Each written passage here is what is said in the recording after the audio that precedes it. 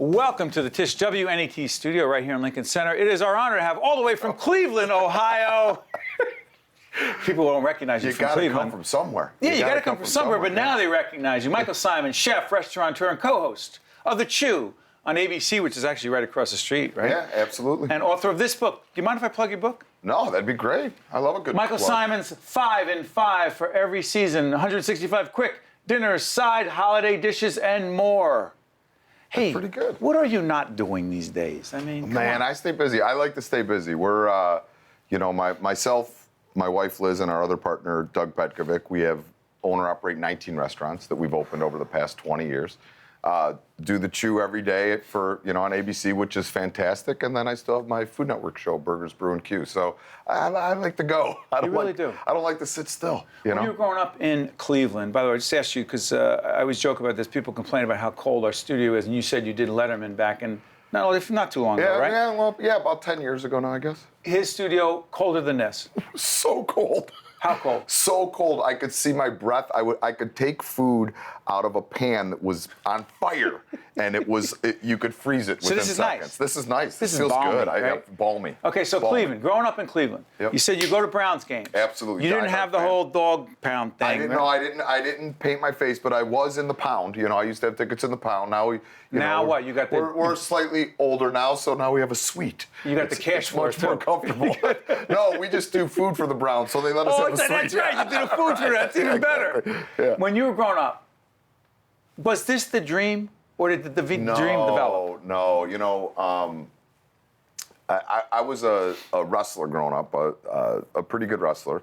Had high school and college? High school, and had a horrific injury in college, or in high school. Lost my scholarships to college.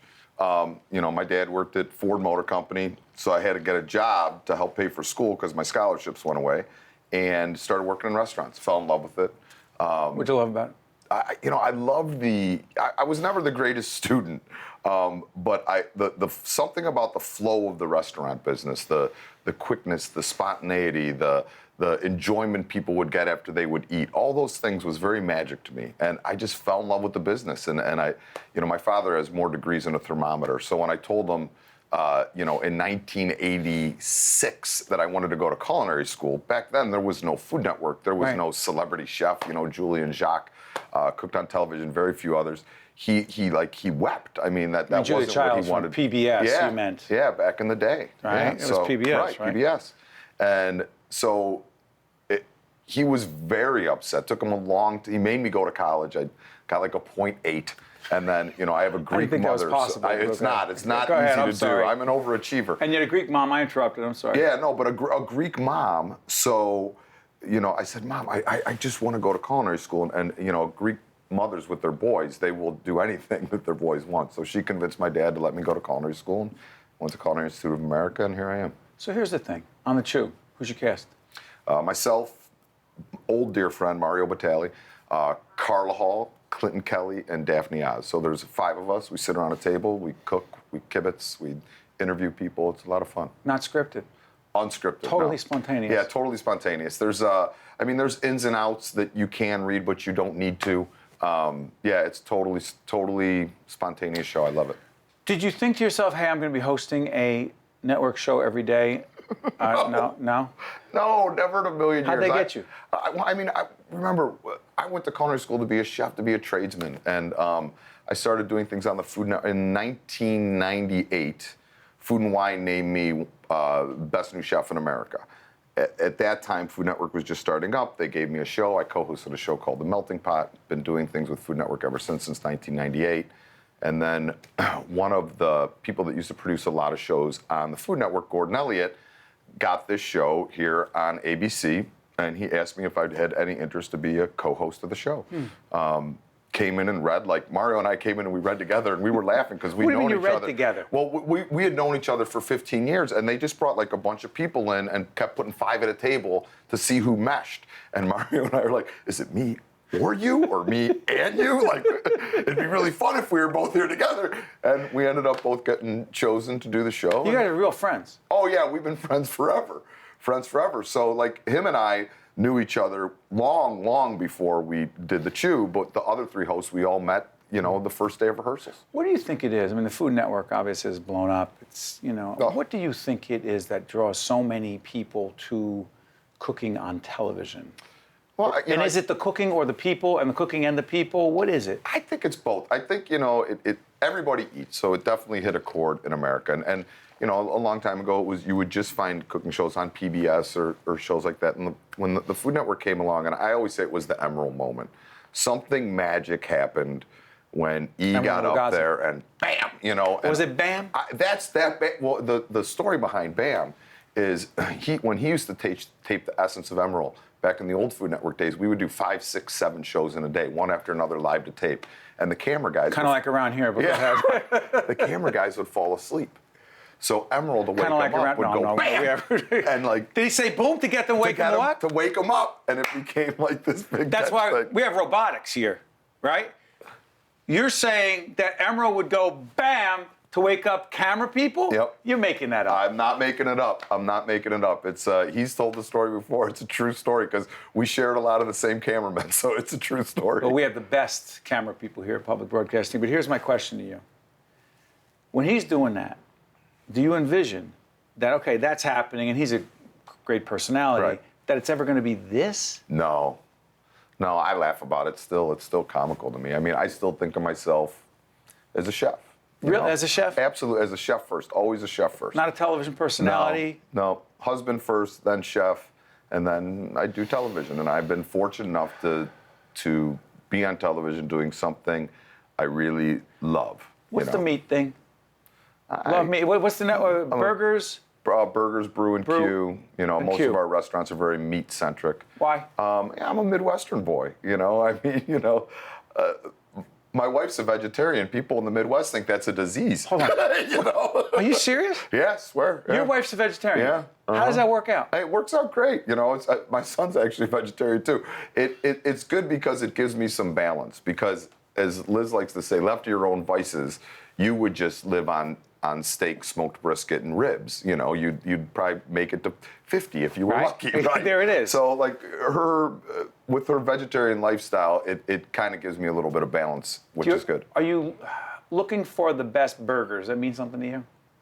Yeah, I think looking for the best anything means something to me. I love when you go to a restaurant and whether it's something as simple as a burger, or as elegant as a restaurant like per se, right, the people doing it are putting their heart and soul in it to create something that gives you that magical bite. And I think any level of food could do that, from an inexpensive burger to a $300 tasting menu. Tell me about this book. This is my second 5 and 5. It's my fourth cookbook, second 5 and 5. And it really came up with What does that mean, 5 and 5? 5 ingredients, 5 minutes, under $5. So the first segment we ever did on the Chew, season 1, show 1, first segment, was a segment that I came up with called 5 and 5, and it became a big hit. And the lesson that I learned is after doing quote unquote fancy food all my life in my restaurants on Iron Chef, all those kind of things, it was really refreshing to me to come up with a concept that like people watched and then they made for their families that night. And that's really what 5 and 5 was. It was 5 simple ingredients, 5 minutes, $5. So you don't have to go get fast food to feed your family or buy some processed, frozen, weird food. You could actually take these fresh ingredients and get a meal on the table in a quick fashion for not a lot of money. People watching right now, someone who says to him or herself, I want to be a chef. Do people ask you all the time? Yeah. Or say, I want to be like you? Yeah, I think, now I think a lot of people want to, like when I ended up on cooking on television, it was by accident.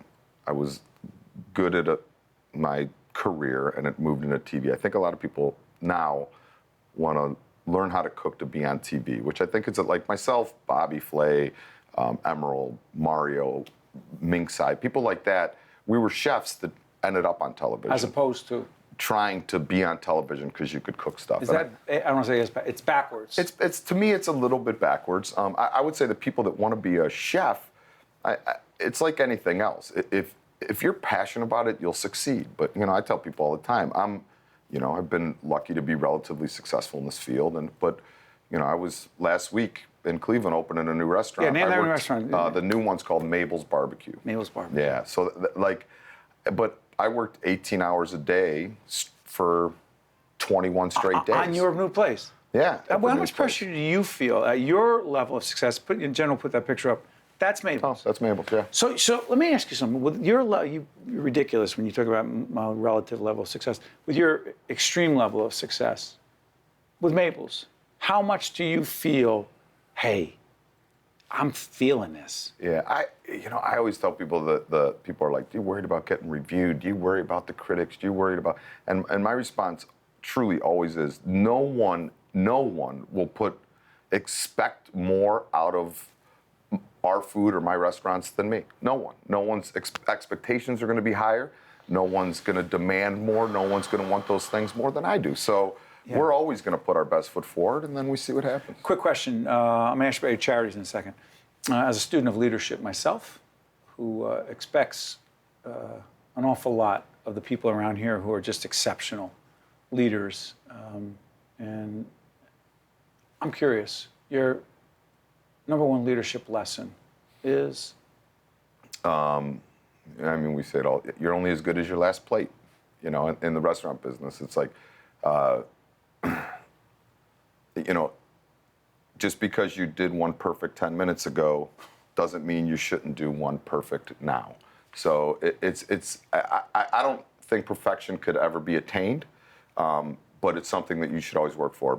My wrestling coach growing up, Howard Ferguson, who was an incredible inspiration to me, he always said, practice doesn't make perfect, practice makes permanent. Perfect practice makes perfect.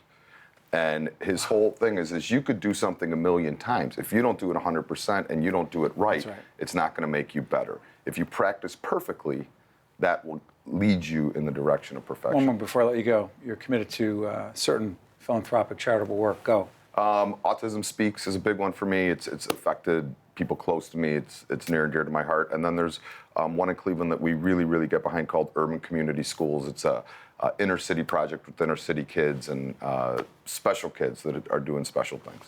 Listen, I want to thank you for joining us. You do great work. You inspire a lot of people, and you're a great guest to talk to. Thank you. And this is the book, Michael Symon's 5 and 5 for every season, 165 quick dinners, sides, holiday dishes, and more. Thank you for joining us, Michael. Stay right there. Thank you for having me. We'll be right back right after this from the Tisch WNET studio here in New York City. One-on-One with Steve Adubato has been a production of the CAUCUS Educational Corporation, celebrating over 25 years of broadcast excellence. This special edition of One-on-One with Steve Adubato is brought to you from the Tisch WNET studios at Lincoln Center.